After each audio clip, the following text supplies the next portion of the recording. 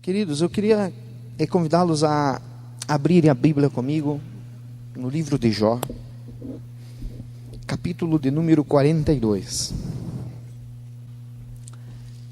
Que linda palavra essa. Que lindo texto esse. Nós vamos fazer menção agora. Jó 42, versículo de número 10. Jó 42 e versículo de número 10. Quem achou pode me dar um sinal de amém?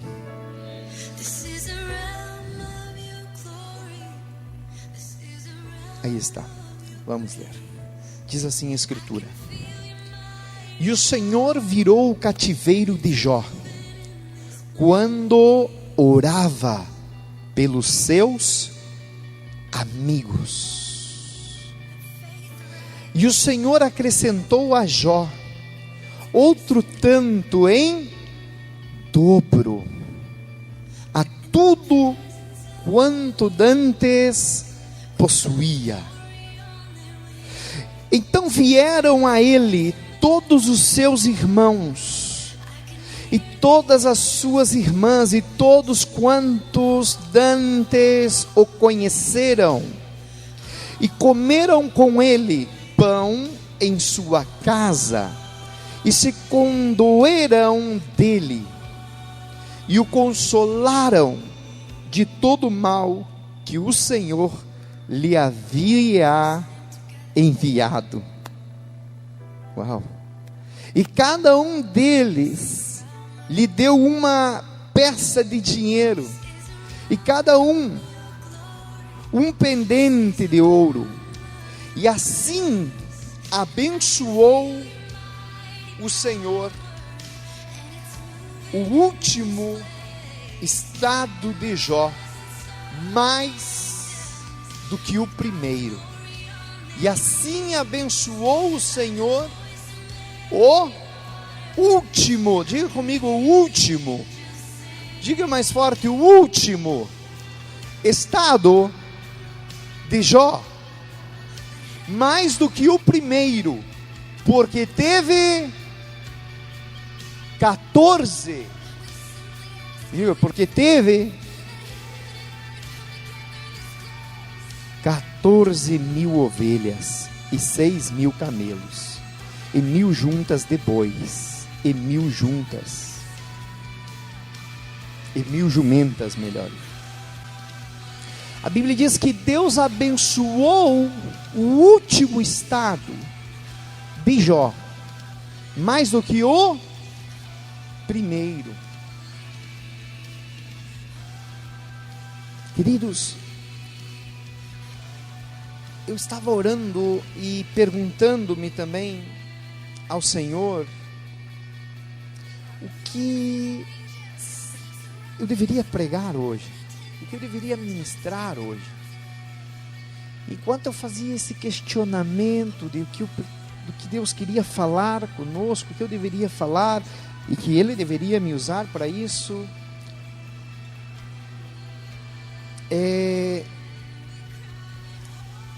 em um momento que eu abri o meu Facebook, agora no caminho para cá, parei para mãe pegar um casaco, eu abri o Facebook e li uma história de um pastor, não sei se vocês já leram a história dele. É um pastor que é gari não, ele é catador de lixo. Durante a semana ele cata lixo de segunda a sábado, e aos domingos ele é pastor. De segunda a sábado ele cata lixo, e nos domingos ele vai para a igreja para pastorear, para pregar, para ministrar, para ensinar. E nesse momento eu estava lendo a situação que ele estava, o estado que ele estava, puxando um carrinho de lixo sem um braço, porque ele tinha sofrido um acidente no ano de 2004, perdeu o braço, foi amputado devido a um acidente, e ele só tinha um braço, e mesmo assim ele estava catando lixo. Durante a semana e no domingo pregava. Ele mobiliou a igreja, comprou bancos, comprou instrumento e fez um monte de coisa. Mas ele conta na história dele, eu estou contando essa história só para a gente ter noção de que Deus quer ministrar o nosso coração, porque aí Deus ministrou o meu coração, segundo a história desse homem. Porque no momento que ele, e eu vendo na história desse homem, porque no momento da história dele, ele passou por uma tremenda depressão depois desse acidente, quando amputaram o braço dele. Porque conta-se que pelo laudo médico era desnecessário terem amputado o braço dele. Em 2004 foi o acidente. E mesmo assim o amputaram. Ele ficou sem o braço, você imagina? Por um erro médico. Sofreu um acidente, chegou no hospital, cortaram o braço fora, não dá, não recupera. E na realidade recuperava, não tinha necessidade. Você imagina um erro médico, você perder um braço. Agora, aí a história diz que ele se levantou da depressão e foi trabalhar. Diga comigo, foi trabalhar. E quando ele foi trabalhar, ele recuperou as forças. Ele diz que ele aprendeu a usar cada músculo do corpo dele. Então, porque num braço só você não tem toda a força que você precisa. Você perde muita força. Não é? Tem coisas que você está empurrando com o braço, você vê que não consegue, você põe o outro, né? Agora quando você não tem, que dificuldade.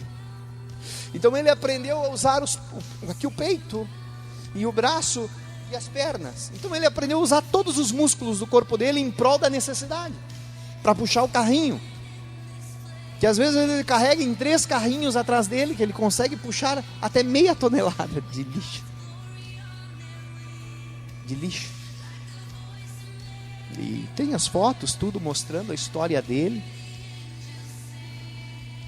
Mas o que me chamou a atenção foi que em meio a todo o desafio que ele enfrentou, e vivendo uma depressão, ele se levantou e foi trabalhar.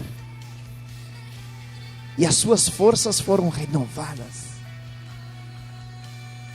Tem uma renda de R$1.000 fazendo isso, uma família de 8 pessoas, com uma igreja abençoada. Poderia ser mais um fracasso, poderia ser até mais um fracassado na história, mas nem as dificuldades que ele enfrentou. Imagina perder um braço. Você consegue imaginar? Eu não consigo nem imaginar. Não foi remunerado, está com uma causa, foi em processo, não recebeu nada, já fazem anos, 11 anos, né? 2004, né? Não recebeu nada, a empresa mandou embora, ganhou aquela coisinha, merreca, não foi aposentado, não foi nada. E teve que... Mas passou pela depressão primeiro, passou pela derrota. Mas em meio à derrota ele se levantou e decidiu ir trabalhar. E quando ele decidiu ir trabalhar, ele disse que ele renovou as forças e aprendeu a usar cada músculo dele. E hoje, aí eles mostraram uma foto dele indo para a igreja no domingo de manhã, de terno, gravata, um braço postiço, né? Só a mão, mas parece que tinha uma mão por né? Não sei, parecia que tinha. Que nem o cantor aquele, Vitorino Silva. Não é da época de vocês, né? Vitorino Silva, não, pastor, não. Vitorino Silva. Com a prótese. De gravata e com a Bíblia, com um sorriso no rosto, indo pregar o Evangelho. E aí o Senhor ministrou meu coração que o problema não são a circunstância. O problema está, ou a solução está, na decisão que nós vamos tomar em meio às dificuldades. Porque dificuldades todo mundo passa, certo? Todo mundo enfrenta, cristão e não cristão, crente, católico, espírita, todo mundo enfrenta dificuldades. As dificuldades que eu enfrento, muitas pessoas enfrentam. As dificuldades que você enfrenta, muitas outras pessoas enfrentam. Não que as tuas ou as minhas são maiores ou menores do que as dos outros, mas cada um tem as suas dificuldades, que não deixam de ser dificuldades. Eu acho que eu me conduo, e Deus me leva a orar muitas vezes pelos missionários que estão no campo, que passam por dificuldades, né? E as dificuldades deles lá na Síria, né, que estão matando os missionários, os cristãos, botando fogo nas igrejas, né? Acho que é Síria. Eu estava orando esses dias, pedindo misericórdia, intercedendo em prol desses que estão lá, né? Os irmãos que estão lá. Mas eles estão sofrendo um tipo de dificuldade, sabe? Não tem como comparar essas coisas, porque dificuldade é dificuldade. Tanto o risco que eles estão vivendo lá, como o prato de comida que alguém não tem hoje aqui. Não tem, eles sofrem mais, nós menos, nós mais, o outro menos. Quem sabe o que eu passo para você pode não ser nada, mas para mim, aos meus olhos, às vezes é muito. Quem sabe eu olho para as tuas dificuldades, que eu vejo, nossa, é demais isso, que para você está aguentando. Então isso é muito pessoal, ok? Então o problema não está na dificuldade. Nós precisamos entender isso. Isso, eu li esse texto, isso já entendeu. Eu citei a história desse pastor porque ele entendeu isso também. Ele estava passando por uma extrema dificuldade. Eu não me vejo sem um braço. Eu não sei o que aconteceria comigo. Nem quero saber, porque Deus me livre de sofrer isso. Deus me guarde. Deus te guarde, Deus te livre. Mas é uma dificuldade. Mas agora a decisão dele determinou o que ele é hoje. Deus, a Bíblia diz: se Deus é por nós, quem será? Deus é por quem? Por todos os seus filhos. Se você é filho de Deus, Deus é contigo como é comigo. Deus não é mais comigo e menos com você.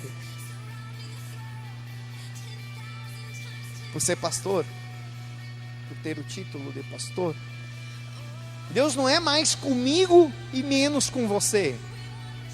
Não, porque o Senhor é pastor, Deus é contigo. Não, na mesma proporção que Deus é comigo, Ele também é contigo. E com todos os seus filhos. Então, o que diferencia uma história de derrota, não só de derrota, mas de fracasso, porque derrota todos nós podemos enfrentar, mas fracasso é aquele que aceita a derrota. Mas aqueles que se diferenciam do fracasso para uma vida vitoriosa, como esse pastor hoje, é a decisão que cada um toma. E isso é pessoal, tem nada a ver com Deus, porque Deus é contigo. Diga a pessoa que está falando: Deus é contigo, ok?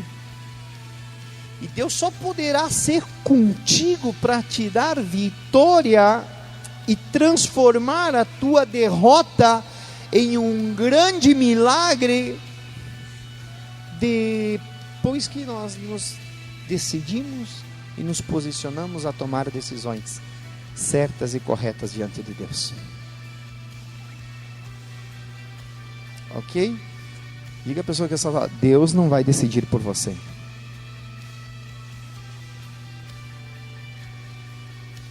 As decisões, quem tem que decidir é você, sou eu. Em saber enfrentar as derrotas, como esse homem enfrentou, e em Deus se levantar crendo em tudo que Deus nos prometeu, para que Ele possa cumprir. A Bíblia diz que Deus não é homem para mentir e nem filho de homem para se arrepender. É isso? Do que Ele prometeu. Então Deus é fiel. Deus é poderoso. Deus só não vai cumprir a promessa dele na vida de alguém quando esta pessoa desiste ou deixa de crer. Em dias maus, o que mais a gente vê é pessoas desanimadas. Hoje eu estive com um pastor, um cara muito querido, um profissional, um engenheiro, um construtor, um homem, uma profissão, um escritório, uma empresa bem sucedida, com grandes construções aqui na cidade, fora, mansões, casas, prédios, mas espiritualmente uma pessoa frustrada por causa das derrotas. Diz uma coisa, na Bíblia, em todas as batalhas, o povo de Deus ganhou todas? Sim ou não? Tem muitas batalhas que você vê o povo perder.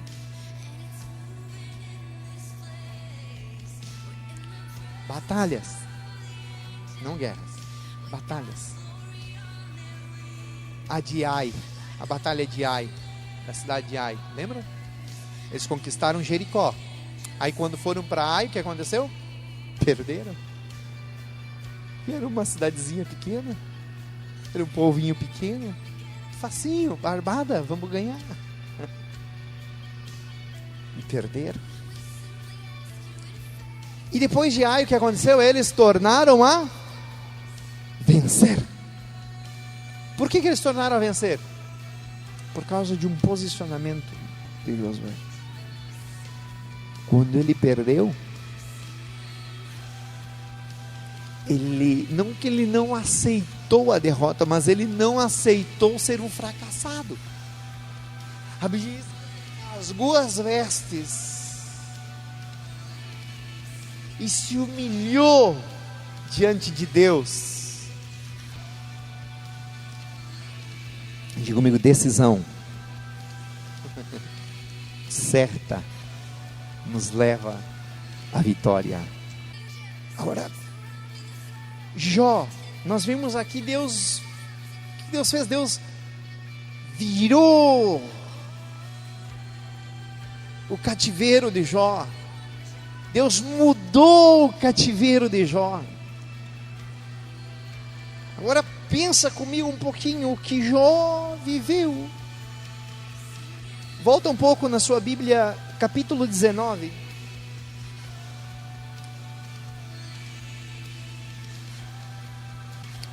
Capítulo 19.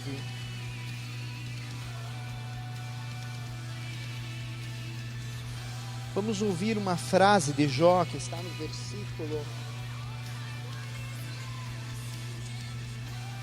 no versículo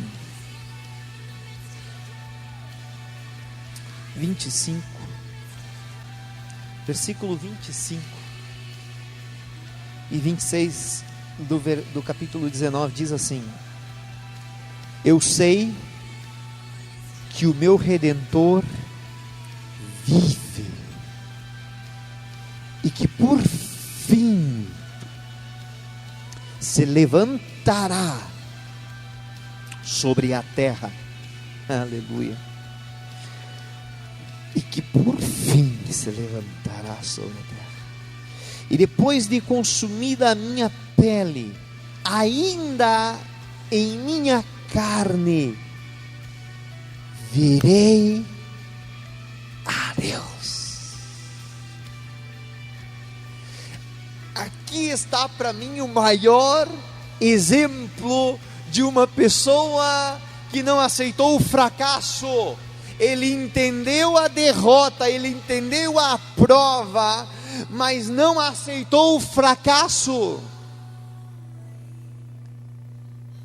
Porque quando ele declara isso, o capítulo 19 inteiro de Jó, Jó que ele está se queixando, não de Deus, mas da dureza dos seus amigos, da forma que seus amigos o trataram. E no capítulo ali ele está se queixando da forma que trataram ele, da forma que rejeitaram ele. Ele gritava, ele clamava por socorro e ninguém atendia ele. Ele se queixa disso, mas ele não reclama de Deus em nenhum instante nesse texto. Por fim, ele diz: eu sei que o meu Redentor ainda vive. Aleluia. E aí eu sei que por fim ele se levantará sobre a terra. Ainda que a minha pele se consuma por causa da lepra, mas que fique só na carne, aleluia, eu verei a Deus. Ele está dizendo: eu verei a minha vitória, eu verei o milagre acontecer, eu vou ver ainda a virada do meu cativeiro. É isso que diferencia, queridos, uma pessoa fracassada para uma pessoa vitoriosa. Eu creio e tenho plena convicção com todo o meu ser em todas as promessas que Deus tem acerca da minha vida. Da vida dos outros eu não posso falar nada, porque essa é uma decisão pessoal. Amém? Porque Deus pode falar comigo através de mim, para mim, através de mim, falar com você, e eu liberar profecias sobre a sua vida, de Deus, e essas profecias não se cumprirem na sua vida. Por quê? Deus é mentiroso? Deus se arrependeu? Nós falamos que não. Mas por quê? Por causa da atitude que nós tomamos. Toda a promessa de Deus, todas as promessas que Deus tem para as nossas vidas, elas são poderosas e são fiéis. E uma promessa de Deus, ela só vai deixar de cumprir-se nas nossas vidas quando nós deixamos de crer. Diga comigo: eu só não vou viver a promessa se eu não crer. Então, em meio à dificuldade, em meio às provas, nós temos que ter uma atitude de fé. Uma atitude de fé. Porque no momento da derrota, aos olhos do homem, porque imagine Jó, que derrota. Você consegue imaginar? A derrota, a destruição, a decadência, a falência de Jó? Eu não vi ainda alguém passar o que Jó passou. E não sei se vamos ver. Jó perdeu tudo num dia.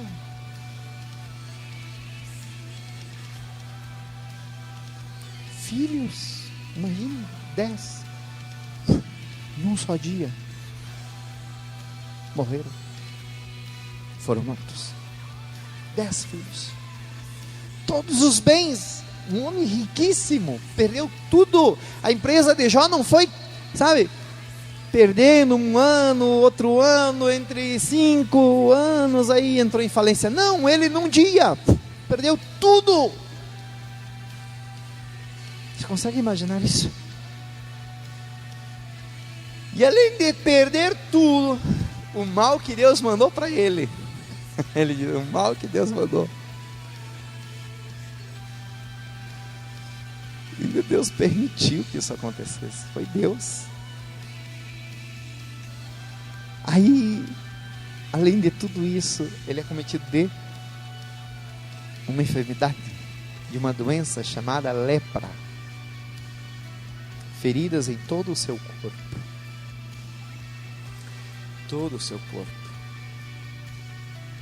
Não tinha mais casa, não tinha mais dinheiro, não tinha mais amigos. Na realidade, os amigos vieram só para acusá-lo de pecado, porque quem tinha lepra era pecador. Símbolo do pecado era a lepra. Agora você imagina quanto tempo Jó passou vivendo essa humilhação.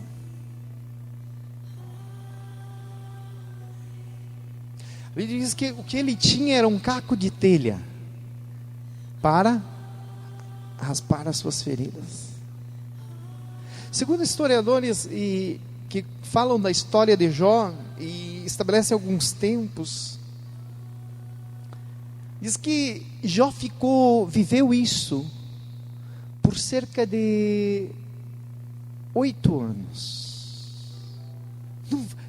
Nós lemos, né, na Bíblia, e Deus virou o cativeiro de Jó.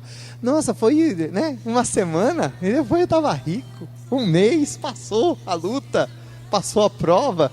Não, 8 anos, diga comigo, 8 anos. Diga para o irmão que está falando, foi 8 anos. Você está lutando, irmão?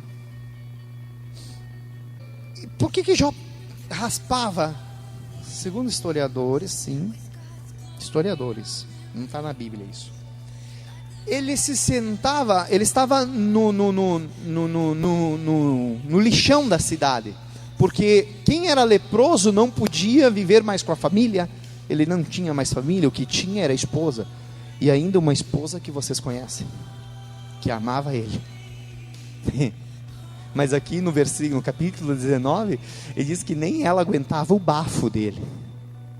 Imagina a podridão que estava esse homem. Aham. Tá, bueno, olhe para mim. Se você ler agora, eu sei que é apaixonante essa leitura.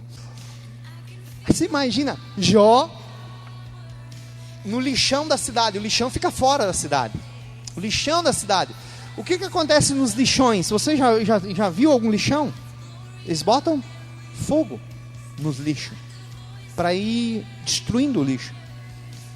Lá em Minas Gerais, onde nós moramos, Buritis, um lixão fora da cidade, fica de frente às terras do meu sogro, e de lá nós vemos as fumaças, a labareda dos lixos. E Jó estava em meio às cinzas do lixão. Segundo historiadores, ele estava sentado debaixo de uma árvore, em meio às cinzas do lixão. Agora você imagina o cheiro de um lixão, como que deve ser? Você sabe o cheiro da tua lixeira da cozinha? Quando cai sangue ali de um pacote, de uma embalagem de carne e outras coisas, só não você tirar, não é um cheiro ruim? É ruim, é desagradável aquele cheiro. Agora você imagina um lixão, carne podre, animal podre, carniça fedendo, moscas, cheio de ferida, atrativas moscas.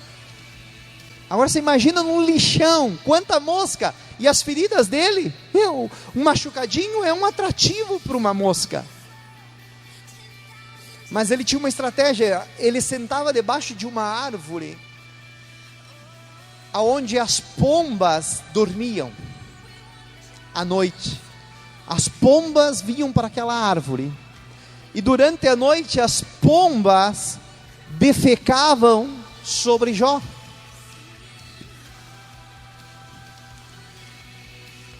Ele amanhecia todo, estamos entre nós, sujo. Por que ele fazia isso? Porque também se dizia que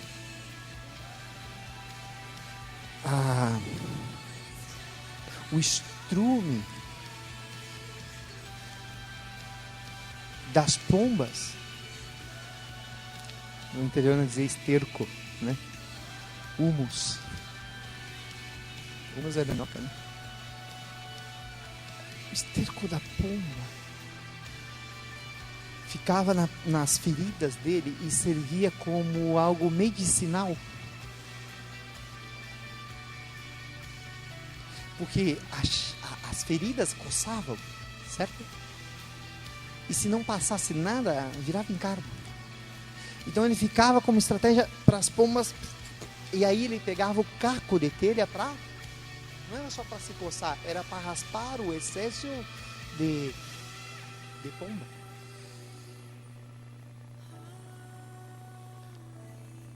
Um mês? 2 meses? Não. Não sei se o pastor tem alguma data.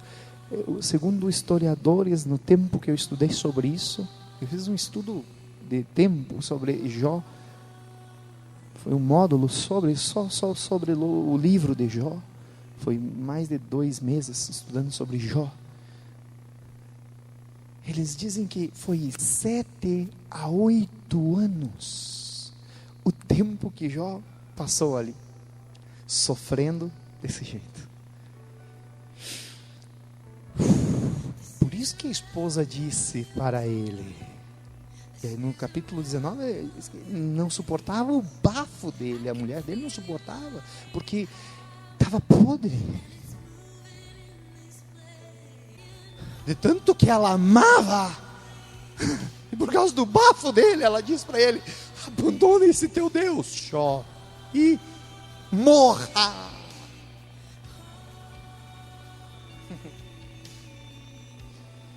Eu sei que o meu Redentor vive, e mesmo que se consuma toda a pele do meu corpo, Ele ainda vai se levantar sobre a terra. Aleluia!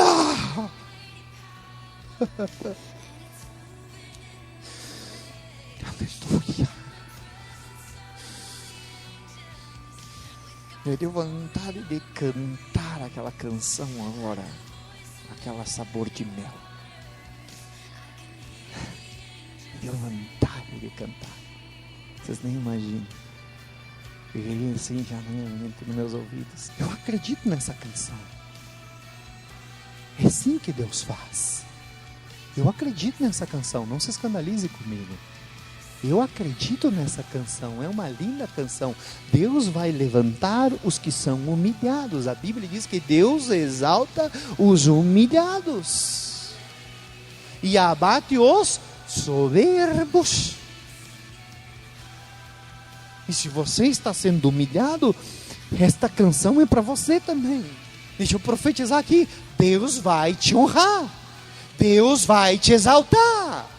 Pode você ter perdido a batalha, mas a guerra continua sendo do Senhor. Não te prostes, não desanimes, continue crendo. Creia. Ele é poderoso para cumprir. Jó desistiu? E nada. Por isso nós lemos aquela parte bonita de início. E Deus o abençoou. O último estado de Jó Aleluia, foi melhor do que o primeiro. Querido, o melhor é lá no final. Fica tranquilo, se você não chegou no fim, aleluia, não temas, porque o melhor ainda está por vir. Eu creio nessa canção também. O melhor de Deus ainda está por vir. Eu creio também nessa canção, porque é Bíblia também.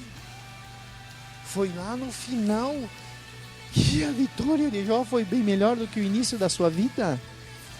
A sua prosperidade foi o dobro, a sua alegria foi melhor, muito maior. Então deixa eu te dizer algo. O que determina uma vida vitoriosa são as nossas decisões em meio às dificuldades, em meio às frustrações, em meio às derrotas. Você tem que decidir em entrar para dentro de um quarto e viver em depressão,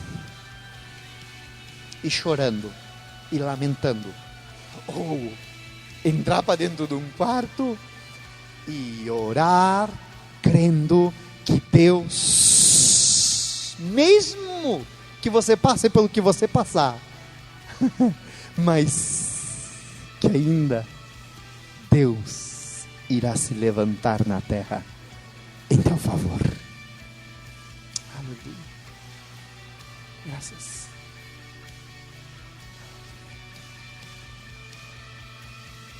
Felizes são aqueles que passam por perseguições, provações.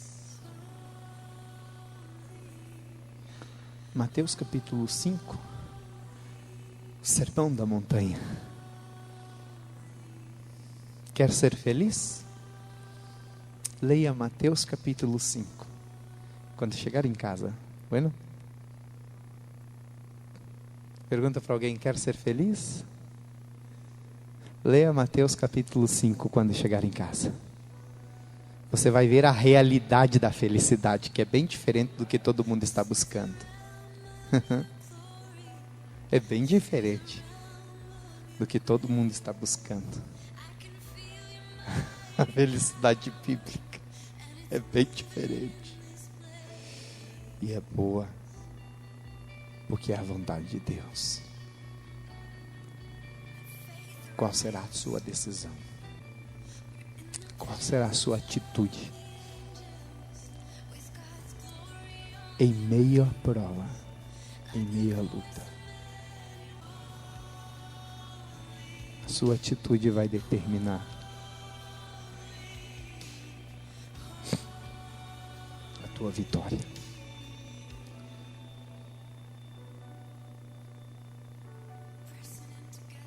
Feche os teus olhos aonde você está, sentado mesmo. Não mergulhe em suas tristezas, em suas frustrações, em suas derrotas. Mas tenha uma atitude de fé.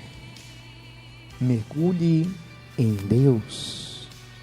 Mergulhe no oceano do Espírito.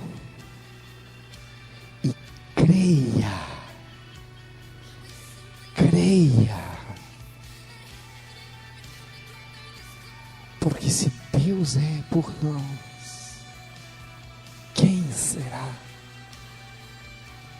A atitude dele foi essa, em meio à crise, em meio à prova, em meio à dificuldade, em meio à perseguição, em meio às calúnias, em meio à defamação. Os amigos dele diziam para ele: você está vivendo isso porque de certo você pecou contra Deus, Deus se irou contra você, e não tinha nada disso. Mas em meio a essa situação, a Bíblia diz que ele disse: eu sei que o meu Redentor vive. Pega esta palavra nessa noite. Aleluia.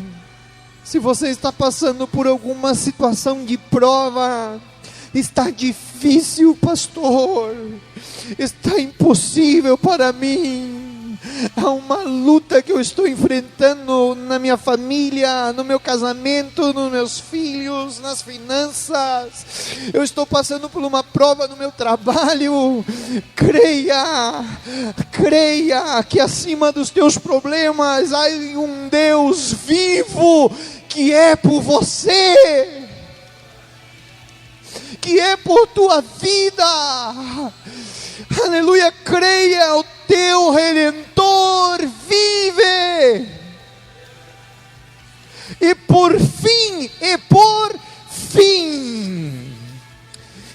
fim, deixa eu te dizer, o teu final não vai ser um fracasso, o teu final vai ser um final vitorioso, porque por fim Ele se levantará sobre a terra. Aleluia! E eu verei a Deus. Ele disse. Ele não se prostrou na derrota e não viveu um fracasso em meio à prova. Ele continuou crendo em Deus. Decida em tudo que você passar na sua vida. Dificuldades todos têm, problemas todos têm, mas em meio a estes dias que você está enfrentando, ou que você possa enfrentar, que a tua atitude seja essa, de uma pessoa que crê em Deus, que Deus está acima de tudo e de todos, e que o teu fim será vitorioso, no nome de Jesus. Fique de pé, vamos orar juntos. Aleluia. Sabe, as pessoas carnais, naturais, elas enfrentam uma derrota como um fracasso. Deixa eu repetir. As pessoas naturais e carnais, elas enfrentam as derrotas como um fracasso. E por isso, muitas vezes, eu e você somos julgados pelos outros, pelas derrotas que nós temos. E muitos nos criticam por servir a Deus, e como poder servir a Deus e ter uma derrota, mas uma vida não será de derrota, uma vida de vitória. Porque você não vai viver o fracasso, você pode passar por uma derrota, mas você vai viver uma vida vitoriosa em Cristo, porque é isso que nós temos em Cristo. Em todas as coisas, Romanos 8:37 diz que em todas estas coisas nós somos mais do que vencedores por aquele que nos amor. Diga para alguém, lembre alguém que está ao seu lado, Jesus te ama. E só porque Jesus te ama, esta derrota ainda vai se transformar em um grande milagre. Aleluia! Precisa crer, precisa decidir crer, continuar a crer, caminhar crendo. Mas as pessoas naturais não veem assim. Agora, até o diabo não conseguiu ver isso. Quando Jesus foi crucificado, o diabo pensou que tinha destruído. Venci, derrotei. Jesus perdeu lá na cruz? Para todos, sim. Para todos que viam, morreu. Cadê o rei dos judeus? Não era este? E agora perdeu. Para todos ele tinha perdido. Mas a derrota dele, que aos olhos dos outros era uma derrota, que aos olhos do diabo era uma derrota, mas aos olhos de Deus era só o começo da vitória. Então eu quero pegar esta palavra e profetizar sobre a tua vida. Eu não sei por o que você possa estar passando, se sei pouco, mas tudo o que você está passando, levanta a sua mão, se é você que precisa dessa palavra. Eu preciso dessa palavra. Se é você que precisa dessa palavra, levanta a sua mão direita. Vai gelar um pouquinho, mas já tu bota ela no bolso de volta. Mas segura ela aí para o céu.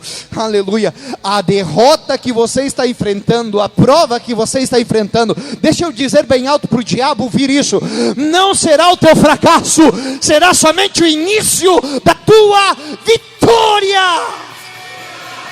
Eu recebo, eu creio, eu tomo posse dessa palavra.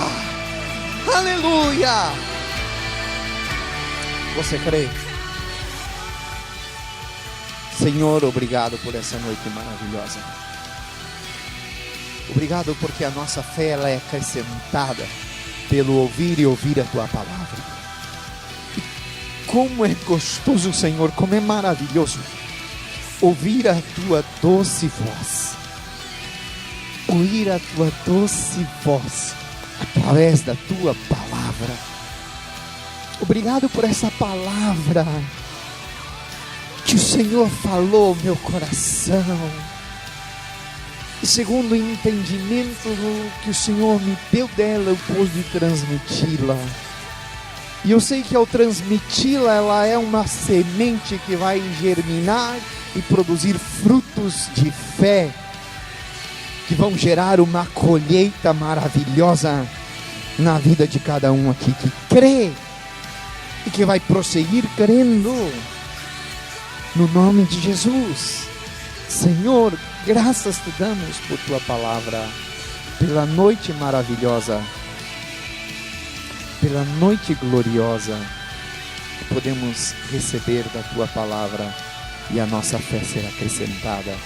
Cobre o teu filho, a tua filha, com o teu sangue, com a tua mão protetora, com os teus cuidados, que em meio à prova, que em meio às dificuldades, que em meio às crises, eles não venham desanimar, mas que cada um possa se levantar em fé, romper em fé e crer que esta prova é só o início da vitória deles, é só o início,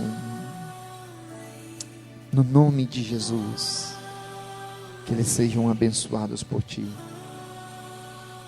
que esta vitória, Senhor, venha sobre a vida de cada um. Mas se ela não chegar amanhã, eu sei que a tua graça vai ser o suficiente para fortalecê-los, para mantê-los firmes na rocha.